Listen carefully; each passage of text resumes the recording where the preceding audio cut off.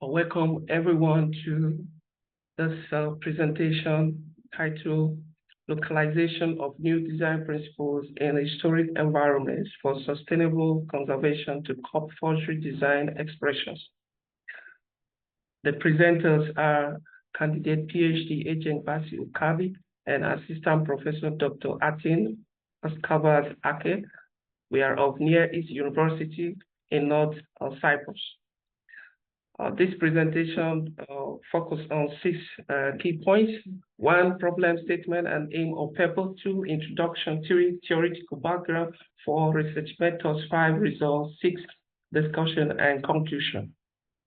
The problem this study is looking at is how can we localize new conservation design principles to curb the recurrence of forgery designs in heterogeneous historic environment. This is to develop tools that will support the design of multiple new layers in heterogeneous historic environments. In this slide, 3 scenarios are raised here because we are looking at content, which is visual content, not just context. And 1 is apparent use of relativity terminologies. 2, diffusion of historic environment types. And 3, preconceiving new designs as threats to historic places. And then other theoretical background has to do with as the city has been conceptualized as an organism. So there exist 2 types of historic environment, heterogenic and homogenic.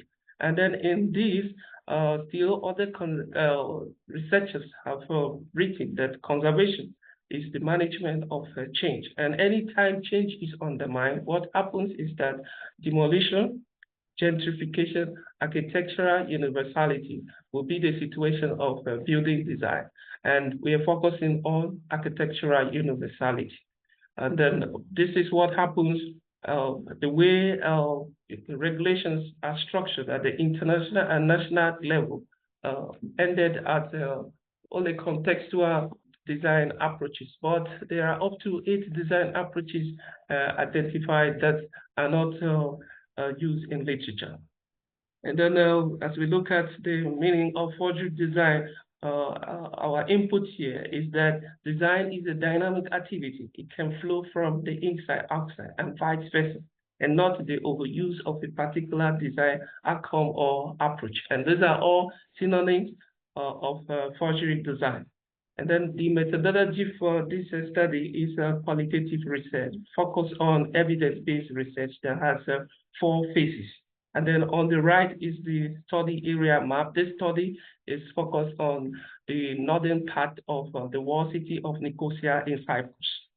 And then there's a limitation drawn for this study. The study focuses on the cultural civilizations that have their artifacts still present in this walled city, which is from Lusinian period to TROS period. And these are other limitations to the study. And then the outcome of this study, from these 2 charts, you can see the attitude of regulatory bodies on new and old the design guidelines criteria. And then on the right is the guideline criteria ranking, which is ranked from 1st to 6th.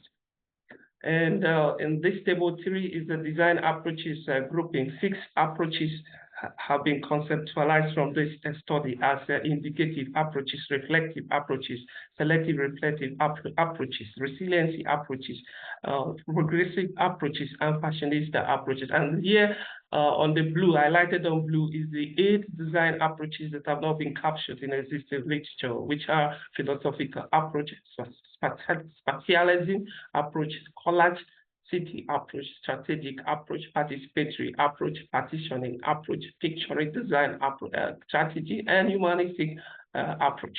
And then all of this led to the development of the Raudal model, which combines 4 levels, ranking, criteria, design approaches, and historic environment types. And then in the cases selected, 6 cases selected from the study area. Out of these cases, 3 reflect shows a reflective approach, and theory also showed selective reflective approach, which is copying of past Ottoman and British architectural styles, which is like the colonial style and all others.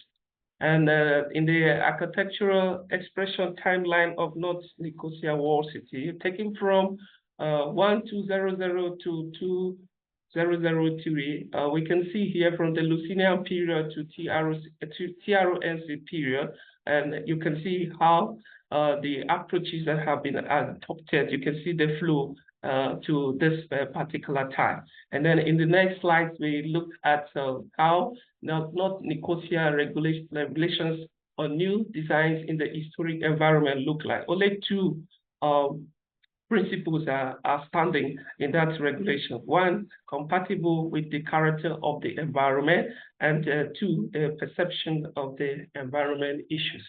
But from what we have presented so far, one, from table 2, approximately 10% guideline criteria was adopted for the new designs in North Nicosia Wall City. That aligns with only the first to second ranking. And then 2, these indicators agree with the sorting of design approaches for group 2 and 3, which are reflective approaches and selective reflective approaches. And you can see that in table 3. And then the third point is that these types of design approaches are best suited for homogeneous historic setting, as we can see in the Raudau model in figure 5.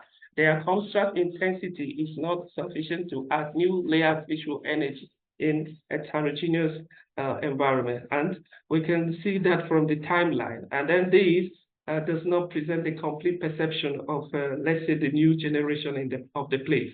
And as we have mentioned, these are the correlation, if we're correlating new TRONC regulations with that of the international and national, only these two stands out.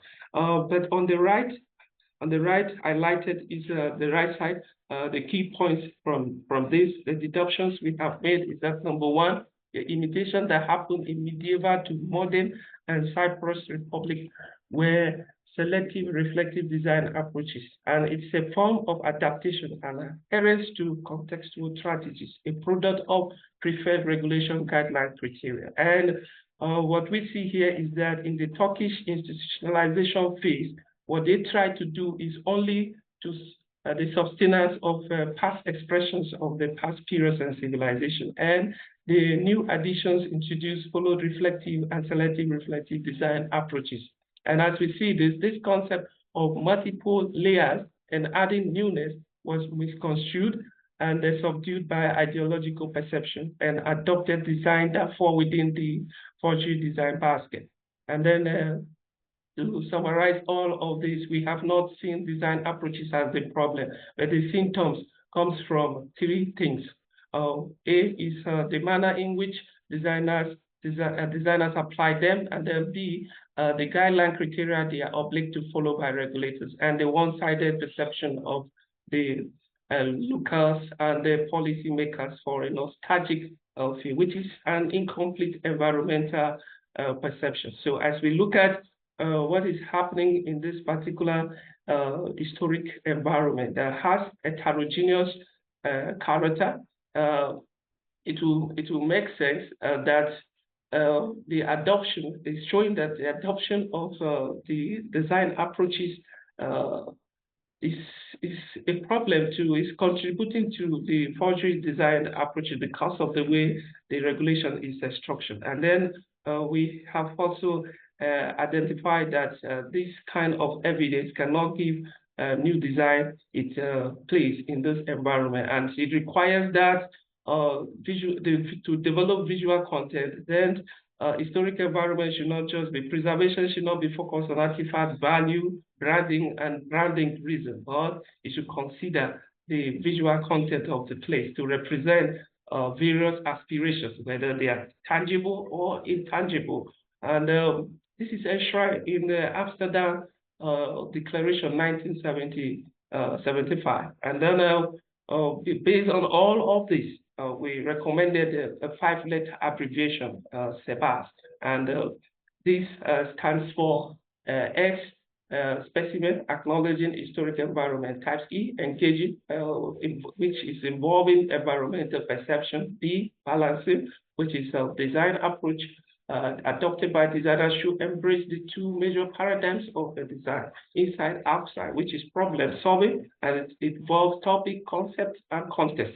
And then the second one, the upside, inside, which is action, reflective practice. And then A is the adoption, applying design approaches that suit the environmental situation. And X is selecting regulating authorities should include in the local legislation the 4 to 6 principle ranking of international and national regulation. Having come to this point, those are the references we consulted while preparing this presentation.